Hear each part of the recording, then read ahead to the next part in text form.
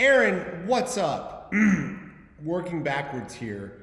I love your attention to detail, and I really appreciate your guidance, feedback on the date of the videos on YouTube. I've thought about that. And there's a psychology matters here. And, whether it's trickery or something else,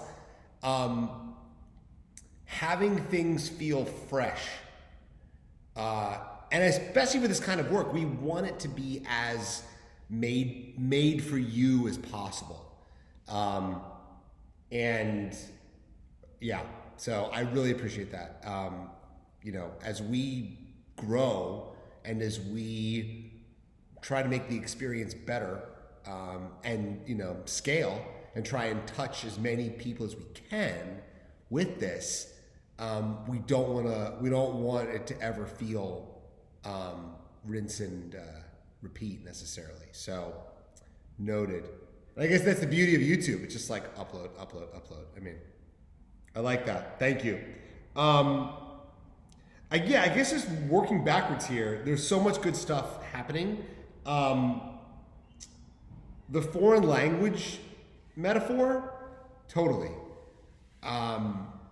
And we're always finding ways when we work with companies, like we're about to kick off the BetterOn Advanced for Automatic in May, which is a handful of people from the previous 4 cohorts, which you're one of currently, taking it to the next level.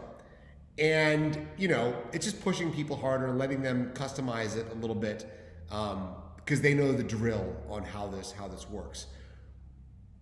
There is a huge opportunity once a cohort or a company or a team has done it enough where, we don't need to be around forever. It can be done with partners, trusted partners in like a safe environment. But it's kind of like being able to practice this new language together with someone from your same team or company.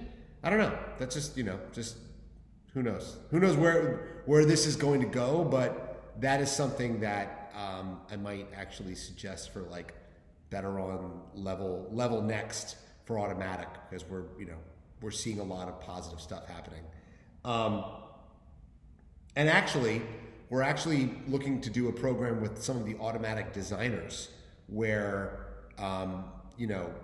you mentioned just you're seeing an opportunity, and I really love this, for more asynchronous content instead of Zoom.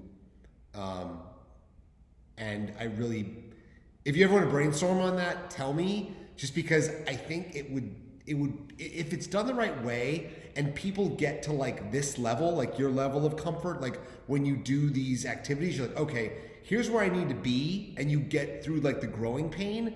I just think that if everybody learns a little bit of this new language, then it can become part of the sort of team dynamic.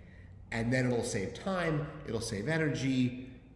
One of the greatest pieces of feedback that's happened on definitely more than one occasion from automaticians is that when they're done the BetterOn work, they're like, I have less Zoom fatigue.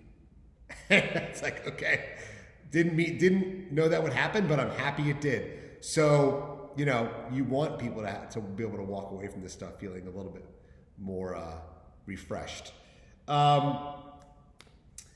Using your hand, you wouldn't do it in real life. I get that. But this is where, things change. Like, I would just say explore and see what works. I mean, not all the time, but depending on the audience, this is about getting attention and keeping attention.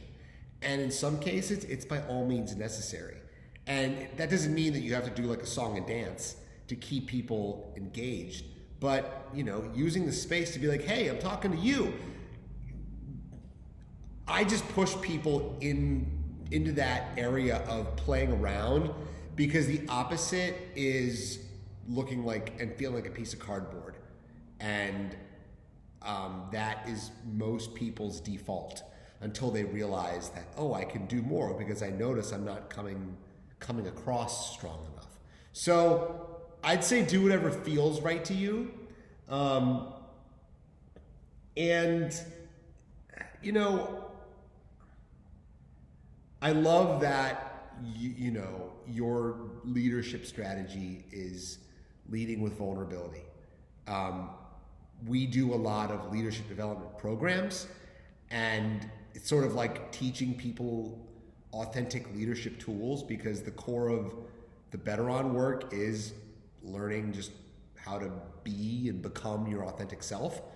And so, you know, we kind of dabble in that world. And I guess I just want to be clear, I don't want structure or polish or anything like that to ever get in the way of your ability to lead with vulnerability, because like that is powerful. And like you're saying, leading with vulnerability from a remote stance, like that is a honed skill. So to me, it's just like using this experimental space to see how you can build on that. And I always want to keep that front and center. And not that you're gonna, you know, throw that out the window because you're like, I want to be more polished. But there is a balance there, but I want to make sure that we keep the vulnerability present throughout. Because to be honest, like that's the secret of this work. I think, you know, we've learned through neuroscience that the brain reacts to threats, and for a lot of reasons, a camera is a threatening thing to a lot of people. Ironically, it's, you know, when you're on Zoom, it's like everyone's on camera all the time, but when people are trying, it's like, whoa. And when they're watching themselves, it's like, whoa. Like there's a little bit of like the threat mechanism that goes up. And of course, it's sort of like being seen. So if that doesn't, I guess we assume that in the foundational level, there's a bit of that in everyone, even if it's a little bit.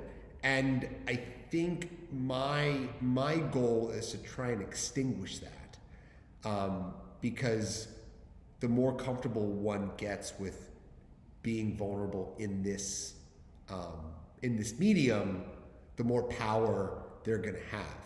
But that's not it. That, like, those dots don't always line up. It's not like, oh, I'm going to master my on-camera presence by just being vulnerable. It's like, no. That takes work. It all takes work. But we know that when you get through it and you work through it, the result is wonderful, and it can create real connection. So you're already on that path. Just wanna back that up. And I was gonna say, with that, you know, when we talk about this like other you, this on video you, and like we're peeling ourselves apart, you know, I would challenge you to, you know, if and how you ever use this medium, asynchronous, as a leadership tool, which there are many ways to do that, you know, and you practice and you watch yourself, you can really just get very direct and just say, am I leading with vulnerability? Do I feel myself leading with vulnerability? If no, how do I lean into it? If yes, how do I cultivate that?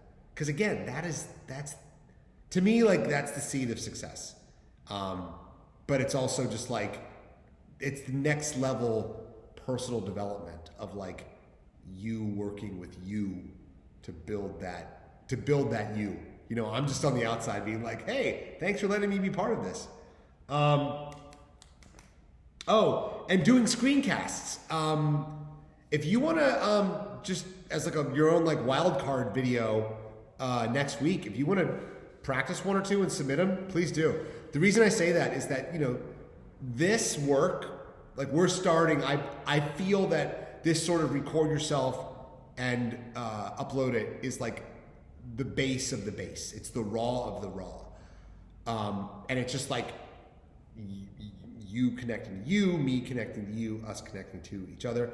When we get into screencast land, you know, the audience's perception is totally different because it's not all you. It's like whatever you're presenting. And your role changes and your presence changes.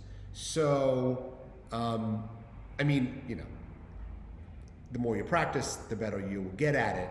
But it's just noting that, you know, you kind of have to balance some things. It's like, hey, so here I am. I'm in the corner in like a little, you know, little lens over here, my face talking, and you, audience, are watching 80% of the screen, and I want to make this point and this point, and I want to hold your attention, and I want to guide you through it, and I want you to have a positive experience, and I've got to keep my energy up in a certain authentic manner to achieve that. So, I don't know. I just love that you're seeing all these opportunities. Finally, I think I need to get one of those pairs of headphones because it looks great and you sold it well. So anyway, actually it may help my sound. I'm in like this cavernous space where I know I've got an echo, and a lot of people are like, hey Ryan, you're the video guy, right? I'm like, yeah. They're like, your audio? It's not like radio DJ quality. I'm like, shut up. It's about presence, darn it. But they're right. I need to get better at my audio, so I'm wondering if the headphones would affect my audio. Anyway, here we are, closing it out. Finish strong next week, and have some fun with it, you know? It's all about the journey. So thank you for submitting this work, Aaron, and I'll catch you next week. See ya.